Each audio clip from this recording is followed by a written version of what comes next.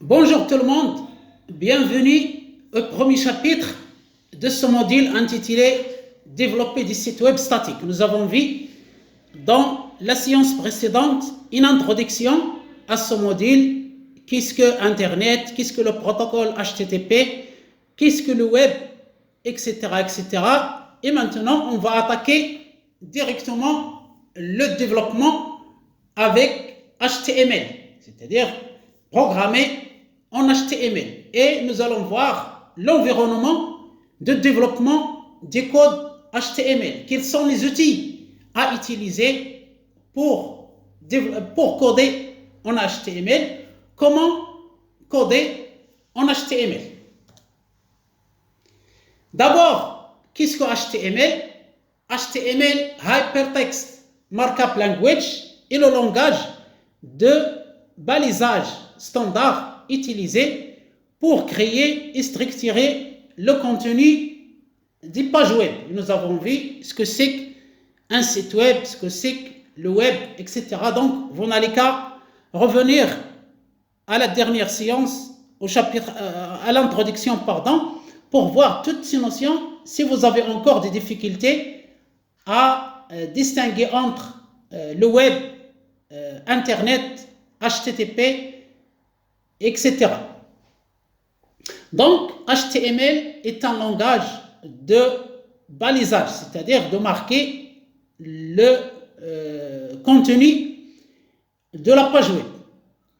C'est un langage de programmation, entre guillemets. Ce n'est pas de la programmation, ce n'est pas comme Python par exemple, mais on l'utilise pour définir la structure et l'apparence du contenu d'une page web. On va dire au navigateur web qui exécute les pages web, qui ouvre les pages web, voilà notre titre, voilà notre premier paragraphe, voilà notre tableau, voilà nos listes, voilà nos boutons, etc., etc. Donc, HTML, c'est pour marquer, c'est pour baliser la structure des pages web qui s'affichent dans un site web, notamment à l'aide de liens hypertextes. On clique sur un lien et une nouvelle page s'affiche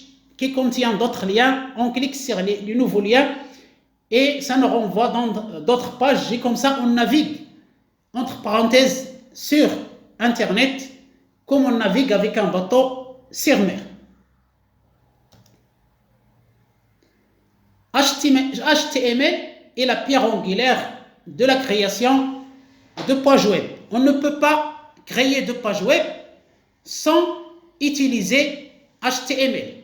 Donc, HTML, c'est la base, c'est la structure des documents qui s'affichent, ou bien des contenus, ou bien des données qui s'affichent sur un site web. Donc, d'abord, apprendre HTML, ensuite, on va l'associer à un autre langage de programmation web qui est le CSS, Cascading Style Sheets. Ce code permet de mettre en forme la page web codée ou bien programmée à l'aide des langages HTML. HTML, c'est lorsqu'on affiche une page web qui est créée à l'aide de HTML uniquement, il n'y a pas un vrai design. L'affichage est un peu classique, archaïque. Il faut des mises en forme, il faut des couleurs, il faut ajuster les espaces, il faut déplacer les objets vers des endroits précis. Donc, les mettre en forme, c'est tout le design, c'est-à-dire le look du site web, et on le fait à l'aide des langages de programmation CSS qu'on va voir dans cette chaîne après avoir vu HTML. Autre langage de programmation à utiliser en association avec HTML, en plus des CSS qui permet de mettre en forme la page web, il y a le langage JavaScript qui est un vrai langage de programmation et qui est utilisé pour l'interactivité des sites web, c'est-à-dire pour interagir avec l'utilisateur, pour saisir des données, pour effectuer des calculs, pour renvoyer des résultats selon le besoin d'utilisateur, c'est-à-dire créer un site web dynamique. Donc, HTML forme la base de la plupart des sites web modernes avec des contenus riches, interactifs et bien structurés sur le web. Voilà les trois composants de la programmation des sites web statiques ou bien dynamiques. HTML pour structurer notre document, CSS pour le design, c'est-à-dire la mise en forme, le style, et enfin JavaScript pour l'interaction avec les utilisateurs et le traitement des données. HTML définit la structure de base d'une page web en utilisant des balises. Donc, lorsque vous codez en HTML, vous utilisez des balises appelées en anglais tags. Comment savoir les balises? C'est grâce aux deux chevrons, c'est-à-dire inférieur strictement et supérieur strictement. Donc, chaque balise est comprise entre ces deux signes, ces deux chevrons. Et les balises sont des éléments qui définissent différents types de contenus, par exemple des titres, head, H, des paragraphes, P, des images, IMG, des liens, hypertexte, des listes, des tableaux, etc., etc. Donc, la base de la programmation HTML, c'est l'utilisation des balises qui définissent le type de contenu ou bien qui structurent le contenu de nos pages web. Les balises HTML indiquent au navigateur web comment afficher le contenu. Ils peuvent contenir des attributs pour fournir des informations supplémentaires. Donc, éléments, attributs, on va voir tout ça lorsqu'on va commencer vraiment à programmer en HTML ou bien encoder en HTML. Maintenant, c'est juste une définition de ce que c'est HTML. HTML a connu différentes versions avec bien sûr des améliorations, des mises à jour, l'ajout de nouvelles fonctionnalités et la dernière version utilisée à ce jour, c'est la version HTML5. Maintenant, nous connaissons maintenant ce que c'est HTML. La question est comment coder en HTML. Comment écrire le code en HTML. Lorsqu'on allume un ordinateur, c'est le système d'exploitation qui démarre et après on va aller pour écrire notre code HTML et l'exécuter. C'est très simple pour coder en HTML, soit on utilise un fichier texte, c'est-à-dire un éditeur de texte simple. Vous connaissez tous Bloc-Notes pour Windows et TextEdit pour Macintosh. Donc, vous cliquez bouton droit sur votre bureau Windows, vous choisissez Nouveau et puis Fichier texte. Et Windows va créer un fichier simple texte. Vous le nommez, c'est-à-dire nom des fichiers, mais n'oubliez pas d'ajouter l'extension .html. .html, c'est l'extension des fichiers HTML. Pourquoi? C'est pour que le navigateur web, par exemple Chrome, reconnaît qu'il s'agit bien d'un fichier HTML et l'exécute, c'est-à-dire il va ouvrir la page web qui a été créée à l'aide de HTML codé et enregistré dans ce fichier. Donc, premier choix, créer un fichier texte. Mettez un nom, par exemple, mon site .html. Puis, vous cliquez deux fois ou bien bouton droit, ouvrir avec, puis vous choisissez Google Chrome, ou bien un autre navigateur, par exemple Opera, par exemple Firefox, etc. Et vous allez avoir votre page web ouverte. Mais l'inconvénient de l'éditeur de texte, c'est qu'il ne vous aide pas à coder en HTML. Il ne vous assiste pas. Il n'y a pas de fonctionnalité, il n'y a pas beaucoup de choses qu'on va voir qui est dans ce qu'on appelle IDE, l'environnement de développement intégré.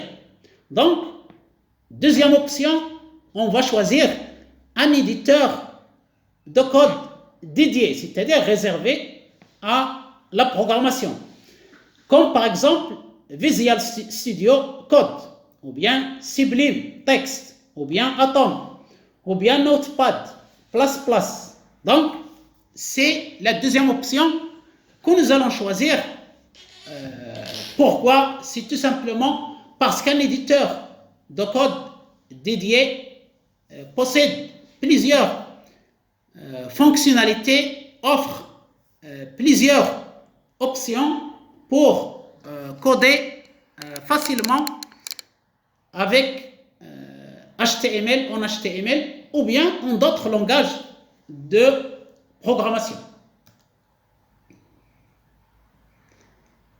Donc, pour coder en HTML, vous n'allez qu'à ouvrir un éditeur de texte,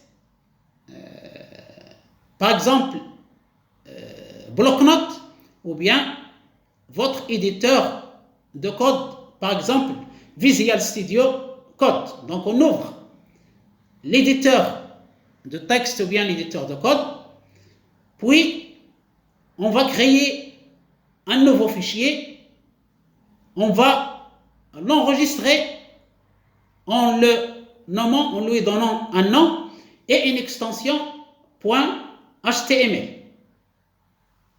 Troisième étape, le fichier est ouvert, on écrit notre code HTML en utilisant les balises appropriées pour structurer notre contenu. Et enfin, quatrième étape, on va enregistrer notre fichier et on va l'ouvrir dans un navigateur web comme Google Chrome par exemple. Et ce pour voir le résultat. Comment l'ouvrir?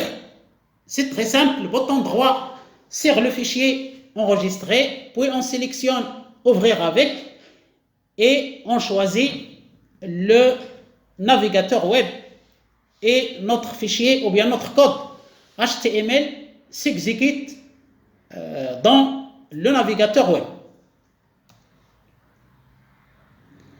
Voilà un exemple de code HTML.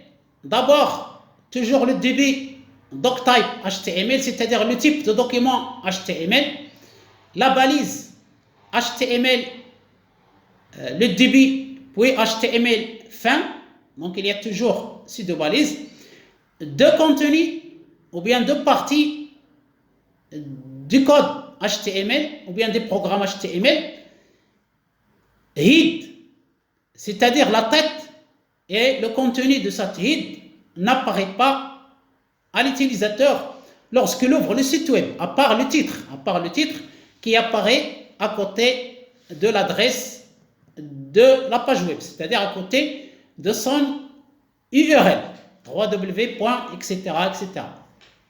Deuxième partie, body, c'est-à-dire le corps, c'est lui qui apparaît, qui s'affiche devant l'utilisateur lorsqu'il ouvre la page web. Donc, dans le corps body, il y a les titres, headers, H1, H2 jusqu'à H6, il y a les paragraphes P, il y a les autres.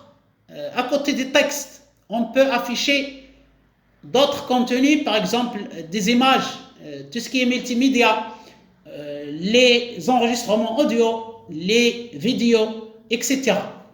Les tableaux, les boutons, etc.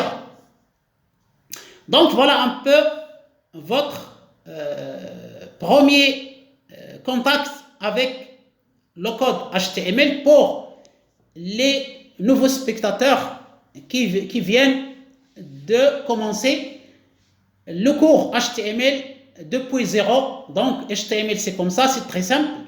Il n'y a que des balises, c'est-à-dire on marque, on délimite chaque élément de notre texte.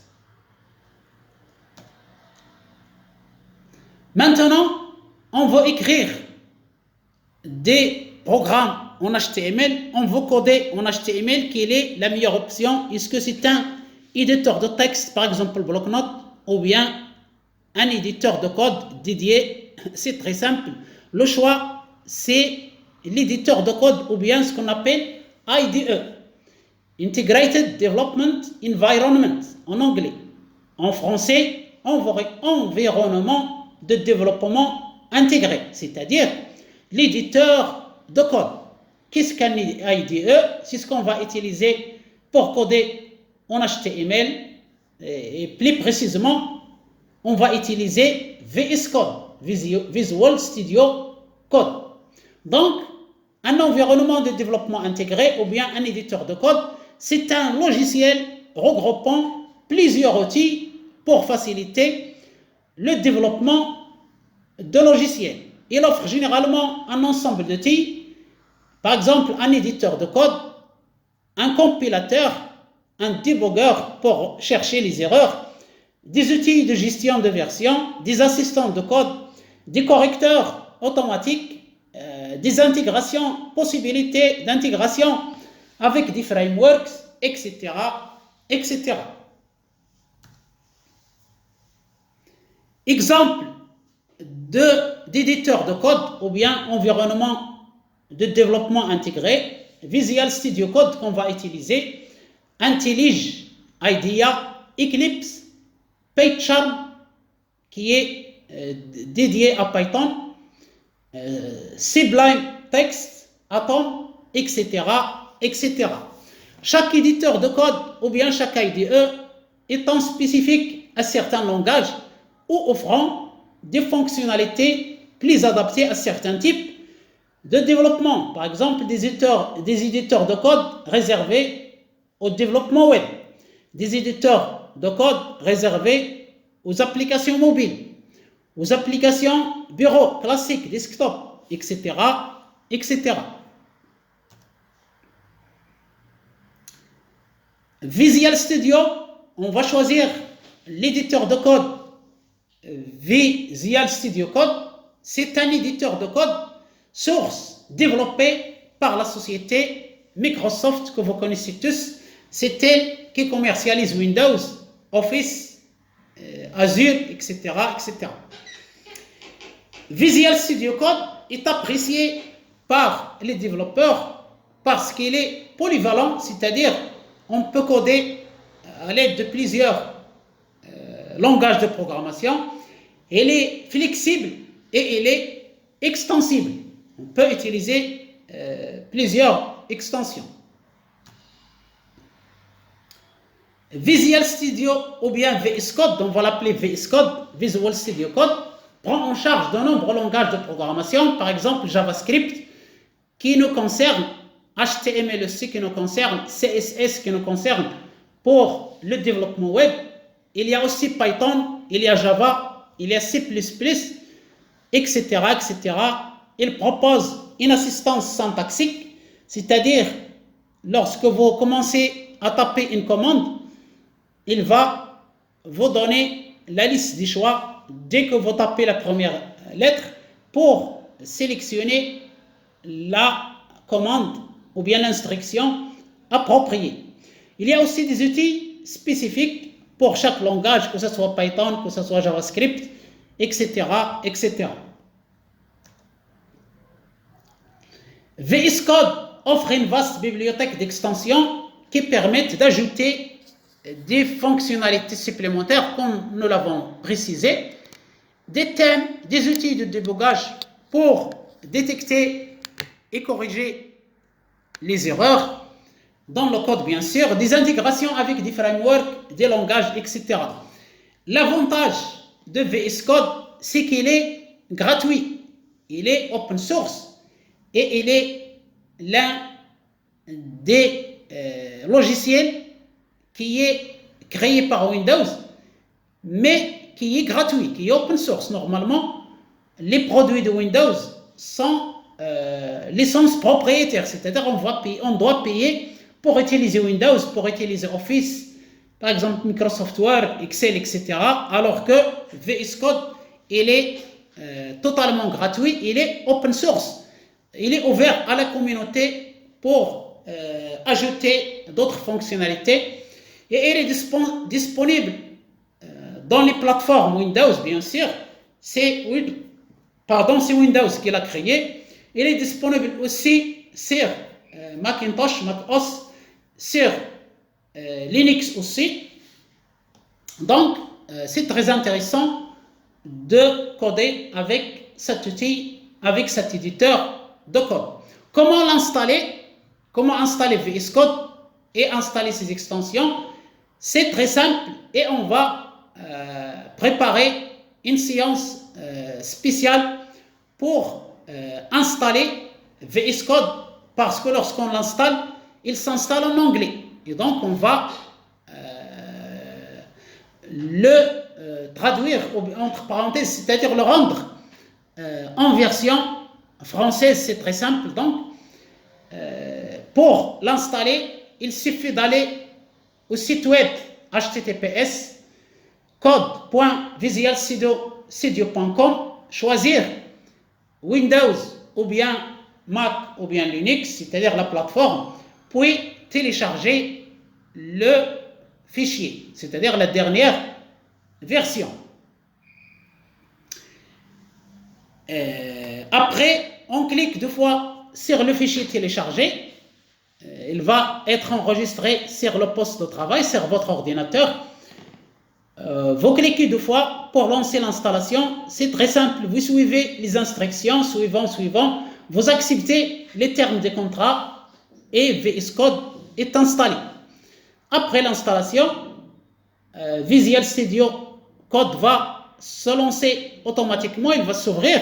S'il ne s'ouvre pas, vous allez le chercher dans démarrer, le bouton démarrer, application. Vous allez voir Visual Studio Code, son logo est ici, il est en haut à droite, donc c'est très simple à distinguer et on obtient l'éditeur de code VS Code pour coder notamment en HTML.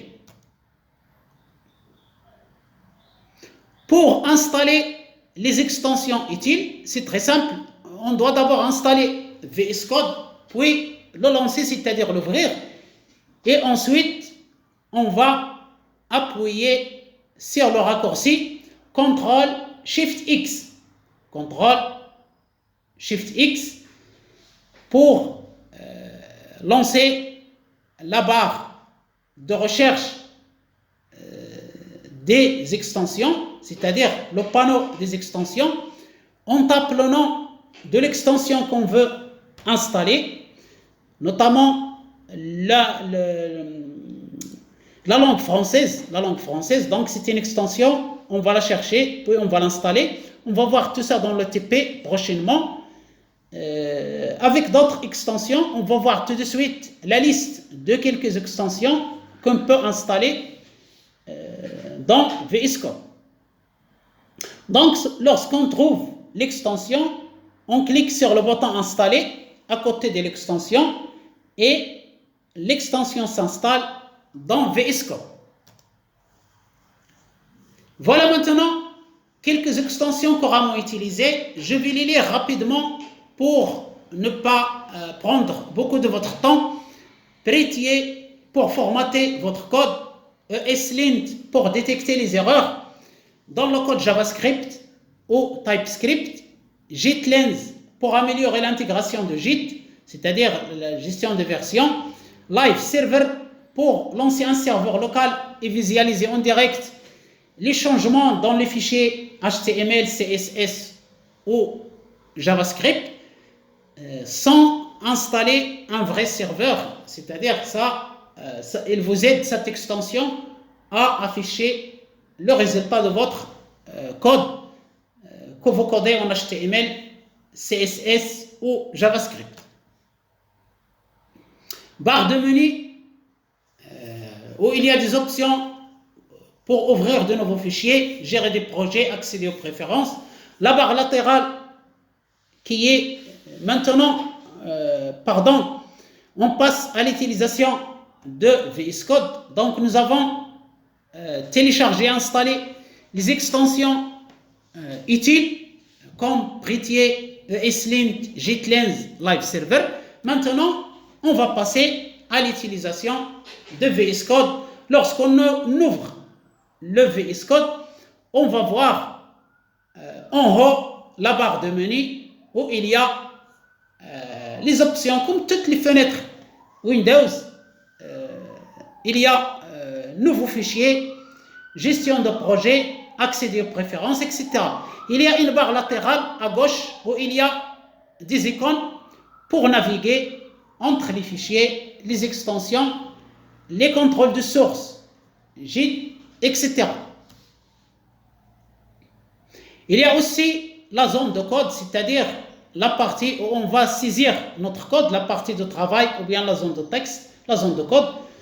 C'est la plus grande partie de l'écran qui est réservée à l'édition du code et c'est là que nous allons écrire, modifier et exécuter notre code en HTML. Il y a le terminal intégré qui est en bas de l'écran. Il permet d'exécuter des commandes directement depuis VS Code. Il y a l'édition de code. Lorsqu'on écrit notre code dans la zone de code principale, VS Code offre une coloration syntaxique, l'autocomplétion, le pliage de code, etc. Donc, il nous aide à avoir un code structuré, clair, facile. Ce n'est pas comme lorsqu'on utilise un éditeur de texte, par exemple bloc-notes, il ne nous donne rien. Vous écrivez en continu sur une ligne et il n'y a pas cette édition de code qui est dans VS Code.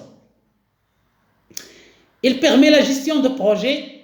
On ouvre et on gère nos projets entiers en ajoutant des dossiers à notre espace de travail. Les extensions, on utilise les extensions que nous avons installées. Nous avons parlé de l'installation des extensions il y a quelques instants. On ajoute les fonctionnalités supplémentaires, par exemple le débogage, c'est-à-dire détecter les erreurs et les corriger, le formatage automatique, la prise en charge de différents langages, etc. On peut utiliser les raccourcis clavier pour gagner du temps. Par exemple, au lieu de chercher en haut à gauche dans le menu fichier enregistré, on appuie simultanément sur les touches du clavier CTRL plus S. S, c'est save. Save en anglais, c'est enregistrer. On peut aussi ouvrir la palette de commandes à l'aide des trois touches de clavier, c'est-à-dire la raccourci. CTRL, Shift, c'est majuscule lorsque on veut écrire en majuscule avec la lettre P. Voilà donc pour l'environnement de développement des langages ou bien du code HTML, comment coder en HTML. Nous avons vu qu'est-ce que HTML.